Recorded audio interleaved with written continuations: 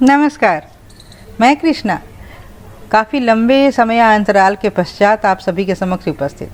कारण मैंने पहले भी कहा था कि मैं यहाँ ज्योतिष को लेके कुछ ज्ञान देने के लिए नहीं आऊँगी या कोई उपदेश देने नहीं आऊँगी, बल्कि इस जीवन के जीपीएस ज्योतिष को जितना मैं समझूंगी और जो भी समझूंगी अपनी उस समझ को लेकर आप सभी के समक्ष उपस्थित हो जाऊंगी, आप सभी के साथ उसे साझा करूंगी। तो इस बहुपक्षीय अनंत पक्षीय जीवन के जीपीएस ज्योतिष के एक पक्ष को जितना मैंने समझा उसे लेकर आप सभी के समक्ष तो आना ही था। तो आज उसी पक्ष को लेकर आप सभी के समक्ष उपस्थित। और वह पक्ष है कि बहुत सारे प्रोफेशनल मेरे पास ऐसे आते थे जो ये कहते थे कि अपने निरंतर प्रयास के बावजूद वो विदेश जाना चाहते तो हैं पर जा नहीं पा रहे, उसमें उन्हें सफलता नहीं मिल रही, कारण क्या। तो मैंने इस सिलसिले में कुंडलियों को कलेक्ट करना शुरू किया और उनका विश्लेषण करना शुरू किया कि कहाँ चूक हो रही है, क्यों नहीं वो इतना प्रयास कर रहे हैं, इतना मेहनत के बावजूद भी उन्हें सफलता क्यों नहीं मिल रही है। तो क्यों ना मैं इसे ज्योतिषीय ढंग से विश्लेषित करना शुरू करूं। और उसको विश्लेषित करते करते मुझे जो उत्तर मिला और उसके फल प्राप्त होने लगे, और जैसे ही वो चीज़ें उनकी पुनरावृत्ति होने लगी और देखा जाने लगा कि जितना प्रयास वो कर रहे थे उससे कम प्रयास में भी इस समय अवधि में वो बाहर चले जा रहे हैं। तो यह तो अद्भुत है ज्योतिष। तो वो क्या है, अपनी अपनी कुंडली को खोल लीजिए। जो भी प्रोफेशनल बाहर जाना चाह रहे हैं, जो भी कामकाजी लोग काम के सिलसिले में बाहर जाना चाह रहे हैं, अपनी अपनी कुंडली को खोल लीजिए और अपनी अपनी कुंडली में जन्म लगन और दशमांश कुंडली उसको सामने रख लीजिए।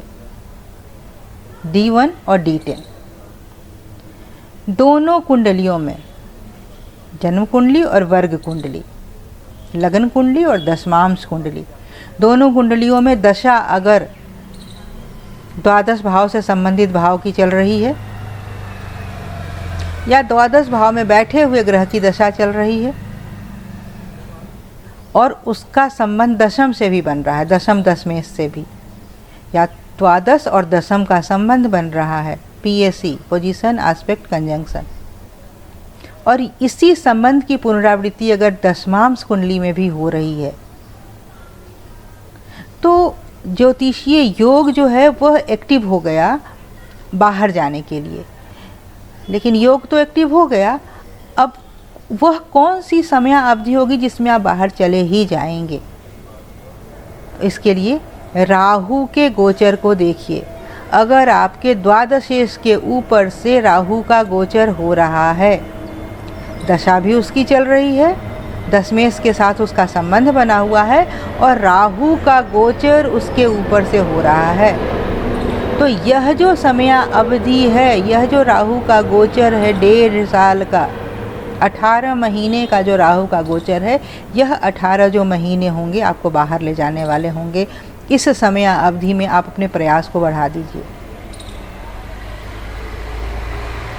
और इसके साथ द्वादशेश और दशमेश, द्वादश और दशम भाव के साथ साथ अगर द्वितीयेश और एकादशेश का भी संबंध हो गया, द्वितीय और एकादश भाव भी जुड़ गया, मतलब 12वां भाव, 10वां भाव, दूसरा भाव और 11वां भाव, जन्म कुंडली और दशमांश कुंडली, दोनों में अगर इन चीज़ों की का संबंध बन गया, मतलब लगन कुंडली में जो संबंध बना उसकी पुनरावृत्ति दशमांश कुंडली में भी हो गई, अर्थात जो योग बना वह और मजबूत हो गया दशमांश कुंडली में, इस तरह के योग की पुनरावृत्ति करके।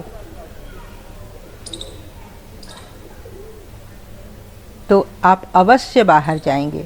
मैंने विगत कुछ वर्षों से बहुत सारे कुंडलियों में इस तरह से चीज़ों को देखा, लोगों को बताया और लोग उस तरह से सफल हुए। तो जब बहुत सारे लोग सफल हो गए बाहर जाने में, तो मुझे लगा कि अब आप सभी के समक्ष भी इसे लेकर आना चाहिए। तो आज के लिए बस इतना ही। आगे GPS ज्योतिष का जैसा भी मार्गदर्शन हमें मिलेगा, जो भी हमें समझ में आएगा, निज मति के अनुसार समयानुकूल ज्योतिष को संशोधित करने के पश्चात उन सभी को लेकर मैं आप सभी के समक्ष समय समय पर उपस्थित होती रहूँगी। नमस्कार।